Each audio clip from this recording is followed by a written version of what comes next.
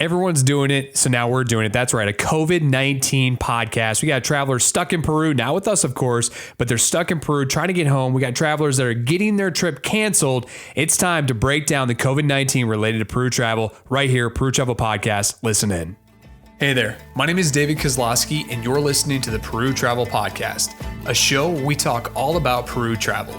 Between my co-host Kevin Girl and myself, we have over 6 years of working experience in the Peru travel industry. We've developed a business called Cachi Life that helps push the limits of sustainable tourism and provides help and support to those surrounding communities that otherwise don't benefit from the travel industry. We are Cachi Life, and this is the Peru Travel Podcast.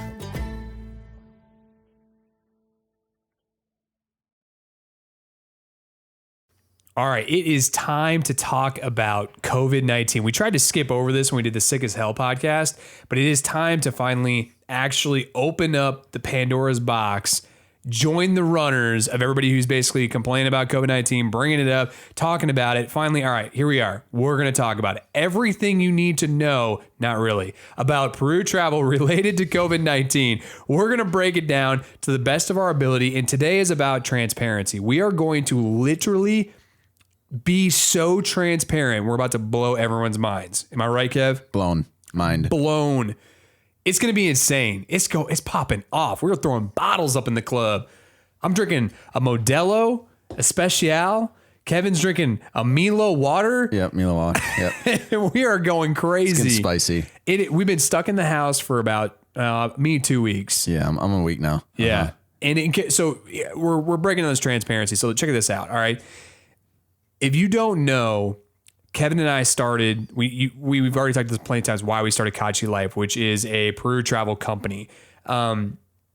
We have full-time jobs. Kevin's a PA, which means physician assistant. Correct. Yep. Okay.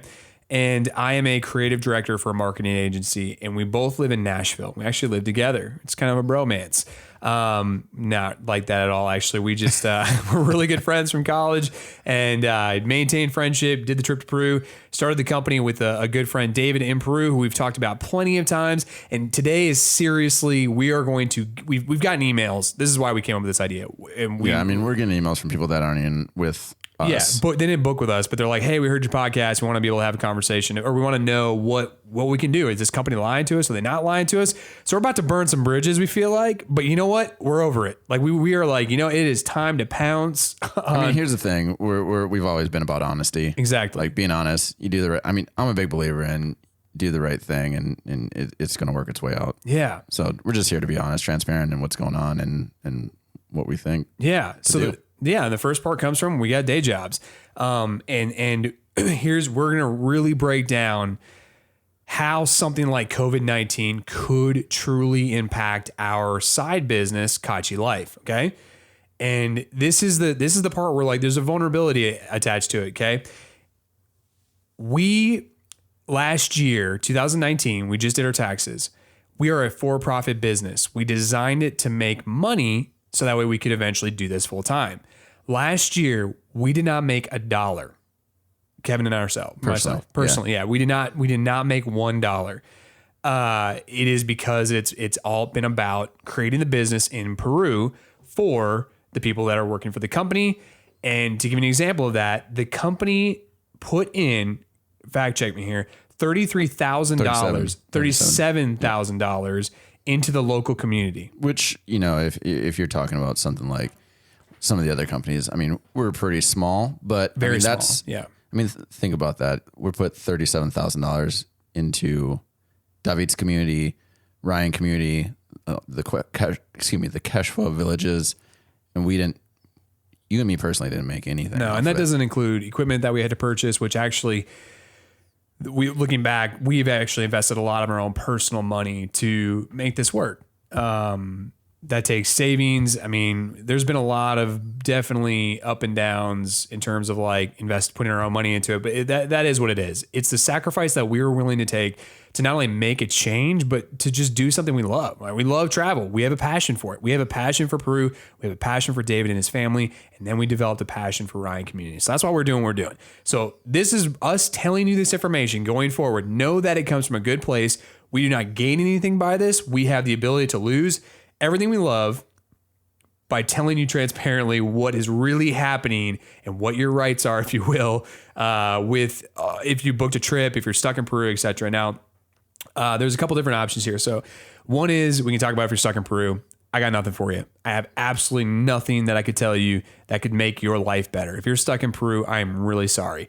This is a governmental thing. Like, there's nothing we can do about it. Pretty awful situation. I mean, we were watching videos of people that actually are currently still stuck in Peru, and they had less than 24-hour notice. Yeah. And then they're scrambling to find a flight out, and literally there's 0 flights. Yeah.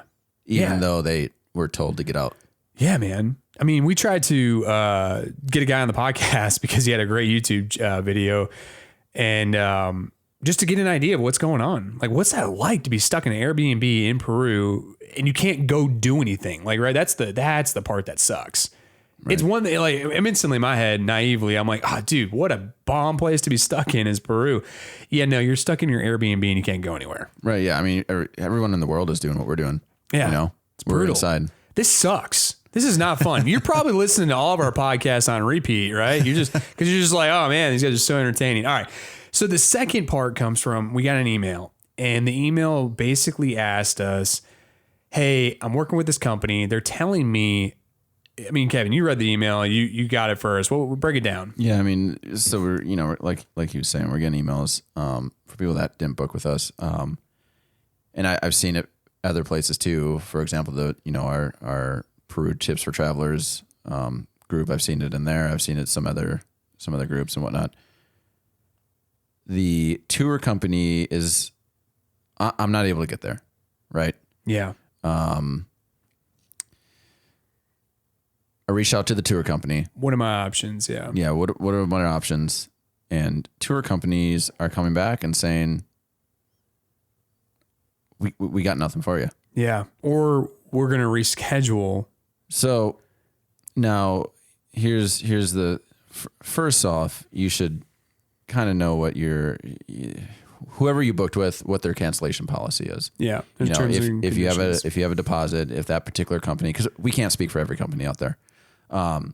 For example, our situation is if we have a deposit that we take, which is a non-refundable deposit.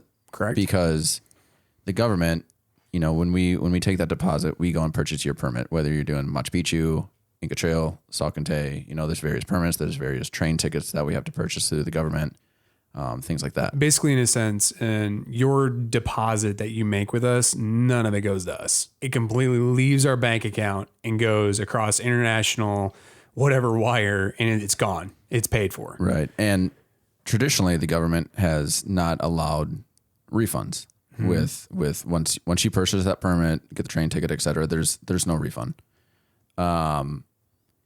So with our situation, because of that, because there's no refund from the government, if you have the deposit with us, it's non-refundable. Now so you're going to have to check with your particular company. Now, here's the problem that we're learning from people is not our company, but there are companies out there that are saying, you know what? You can reschedule. Let's say you're doing the Inca Trail in July. You can reschedule, but you're going to have to pay as well. Yeah. That's just crazy to me. That part, that's when we were like, dude, screw this. And the reason why we're saying that's jacked is because, so as I was saying, the government traditionally has not allowed refunds, et cetera. Well, they're allowing into 2021 people to reschedule at no cost. So if your company's out there going, yeah, you can reschedule, but guess what? You got to put another deposit down. Right. And the reason they're doing that is because they got overhead. Right. I mean, and that's we are 100% remote. Obviously, we don't have any United States based employees. Everyone that is in Peru has sort of like, there was originally like this conversation of getting them a small office, but really what it came down to was like, we did not want to have the overhead in case of an economic crisis. We felt that their jobs were more important than getting them an office. You tie up 6 months, 12 months of office pay. Like, I get that it gives great exposure right when you're in Cusco, but we bank on people finding us through the internet first and then booking their trip. And we're looking for the people who are prepared, right? Right. Not the last minute bookings typically. Right. So we're 100% remote. So we have no overhead, which was awesome for David. On a positive note, as we're like going in this dark and gloom, dude, David called us and was like, yeah, all these companies are like freaking out and they're scared. Should we be scared? And I was like, well, I mean, we might be out of work for a little while, but if we can ride out the storm, like we don't have to close the doors on the company. And he's like, really? I was like, we have no overhead. And he's like, oh, very good. Yeah, that's right. We don't. And he was so pumped and so happy. He's like, you're right. We have no overhead. That's fantastic. Totally. Yeah. So, I mean, it blows. So to circle back a little bit, it blows my mind that companies are saying, especially when the government is allowing rescheduling into 2021, not just 2020, into 2021. Hey, guess what? You can reschedule, but you're also putting another deposit down, and you're losing, which is a lie, what you've already paid. Yeah, the government is not requiring you to put in more money to reschedule. It is a free rescheduling through 2021, like he said. So just know out the gate, you have the ability to reschedule any of your government-related trips, Machu Picchu, Inca Trail, etc., and reschedule it through 2021. Now, here's the part where it does get dicey. You do have the right to get a refund, but depending on your company, you gotta look at your terms and conditions and whatnot, whatever that company has for their situation, that situation, whatever you booked. This is why Kevin's here. So yeah, I mean, definitely look at the terms and conditions, but you do have the right to get a refund from the government. However, let's put some things into perspective. Your permit to get into Machu Picchu is X dollars. You can get that refund, but to get that money back to the United States, you're going to have to charge a 17% fee, 17 to 20%, depending on who your international wire is. Once that money gets back to here, to get from the company to you, they're going to charge another fee, processing fee, to refund you that money. The fees associated, you will lose money from that to come basically to get back into your bank account, right? On top of that, you have to think about all the fees associated for that money to originally leave. So it's not this like 1-to-1. Like there is a lot of fees associated with getting money internationally. So unless we're doing something wrong, that's how we see it. That's where we empathize with the companies of like, there's a lot of fees that come into taxes and like all these things that kind of come into play when you initially get the money where you have to send it off. So from that end, we're not going out telling people, hey, yeah, you can get a refund, because really, first of all, our terms and conditions don't allow a refund, right? On the deposit. Mm-hmm. So we are basically saying it's in your best interest to reschedule, because getting your money back is just not, I mean, I don't know how to explain it any other way than like just a really crappy way of trying to do it. Like just reschedule, push to the next year. I mean, no air, like, I don't know. Yeah. I mean, yeah, of course.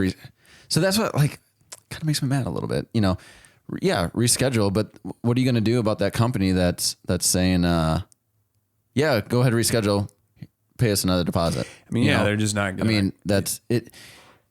It partially makes me mad that I don't know if mad's the right word, but we're getting emails from people that listen to us but didn't book through us. Sure. When like probably cheaper. We've gotten, they're going with cheaper, but at the end of the day, we're going to be honest with you, and we're going to work with you, and we're going to do the things to make things right. Yeah, we have. But other companies, I mean, again, honesty, transparency, and that's what you're seeing now on possibly some of these other companies that are not being fully transparent. I mean, we've talked about this with, like paying porters, right?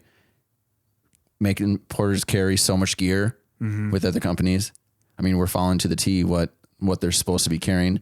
I mean, honesty and transparency and doing the right thing. That's what we're all about over here. Have we had any negative repercussions of any conversations that we had from anybody that's booked through Cachi so far? Because we've had to reschedule, right? No, everyone. We're leaning towards rescheduling with a couple people. Yeah, so everyone that we've talked to, I mean, they get it, they understand, and they're like, I still want to go on the trip, and we're like, yeah, do it.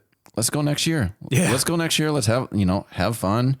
We're not going to charge you an additional deposit. I mean, because we can reschedule it. You just got to. The only situation is you got to give us the date that you're wanting to reschedule to. That's what the government is requiring for that reschedule. we're not going to make you pay more money. What's the point? You might run into a slight issue this is obviously like splitting hairs, but the only problem that we have a trip planned in June. We are keeping our day lined. Like the borders aren't closed in June. We're planning, we're going in June. As of right now. As of right now. The only thing that could screw us up is an airline going out of business. Right. Yeah. Right. Because then we wouldn't get the money back for the airline, and that would hurt. I want to go in June really bad. I'm banking on June. Kevin's not super optimistic, but is also optimistic in a way that it's like, yeah, I want to go. I hope that we can go, but we'll see what happens. Yeah, you just got to roll the punches. Right. But if we can't go in June, you best believe I'm going to try going August or July. Like I'm going to be trying to push it to get one of those next months to get on the Inca Trail or to do whatever it is I want to do. And see David and his family and see how everyone's doing. Yeah. Yeah. I really am going to be really disappointed if I don't get to go. I'm really disappointed. So either way, it's a crappy time for everybody, but we wanted to be able to just have a quick podcast explaining these are your options. I hope we're not missing anything. If we are, blow up our inbox, blow up the comment section. Leave a 5-star review for being transparent and being love and heartfelt. Hopefully this helps some people that are listening though. Like if a travel company is telling you one thing, this is exactly what the government is allowing. We've given you that information. Use it to your advantage. And don't go in blind. Hopefully this helps. I really got nothing else. And book with us. Yeah, and book with us. Damn, man. Good God. For real, though. Like, book a Sacred Valley or something. Just do something with us. Just be like, hey, you know what? I'm going to drop it on these guys. These guys are helping me out. I'm going to book a Sacred Valley with them. Yeah, the other thing I was trying to do some brainstorming. Maybe you guys can help us out, the listeners, with this. Just like, how can we help some of those people that are stuck over there? You know, like I don't know if we can get them something down, like supplies. I don't know. Everything's closed. You know, I don't really know what we can. Yeah, like, what can we do? You know, the last thing I saw there was, I think by the time we were trying to help, it'd be potentially too late, because I do think that they were sending flights out from the last YouTube video I saw from that guy. Sure. Mm-hmm. But it's crummy. There's high school kids stuck in Peru. Mm-hmm. High school kids. Can you imagine being a parent and your teenager is stuck in Peru? That's just crazy. It's a really dark time, but as Kevin keeps reminding me, because I'm I try to be very optimistic about everything. This whole, selfishly, this June thing bothers me. Like it really does bother me that I might not be able to go to Peru. Bothers me quite a bit. But Kev keeps just saying it's going to pass. It'll pass. It'll pass someday. We don't know when and what that will be, but eventually it's going to pass. Everything always passes. Every dark time always passes. Yeah, he's a PA, guys. Like, he knows about COVID-19. Like, he knows it all. He spent the entire Sunday from 10 a.m. to 9 p.m. researching COVID-19. Yeah. It's I work in healthcare. It's an interest. It's so crazy. Yeah, how do we do it? How do we solve this? What do we do? Like, just what's it about? How it affects the body? Like everything, just it's interesting. A lot of good people are working on this. Really? Yeah, tons and tons around the world. That's good. Yeah, this is you're seeing a lot of darkness, but if you look through the darkness, there's a lot of bright lights of people really working together, companies and scientists, and it's pretty awesome. How do you think Trump's doing with it? I don't get political, but I just figured I'd throw it out. Yeah, I don't follow the politics. Yeah, I'm gonna keep my opinions to myself. I'm a science guy. Sorry, we will not allude to our political sides at all. I just had to ask. Yeah, well, we'll hope for the best.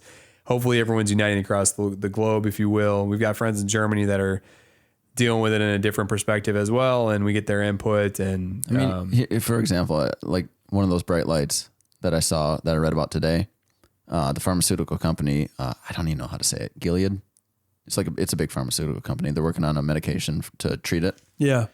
So, the government gives like tax rebates and whatnot for companies to work on rare diseases. Because if you think about it, let's say I'm a company, want to make a medication so I can make money, right? Yeah.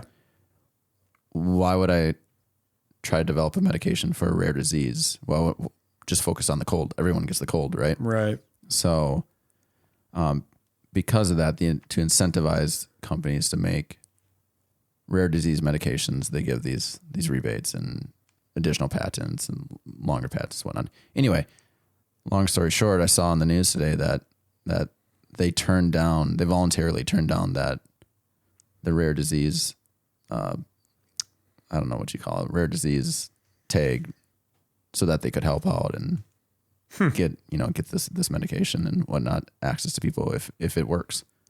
So that's one of those bright lights. There's a lot of little things like that. If you look through the darkness, there's a lot of cool things that are happening and positive things. That's great. People working together. That's great because it'll work its way out.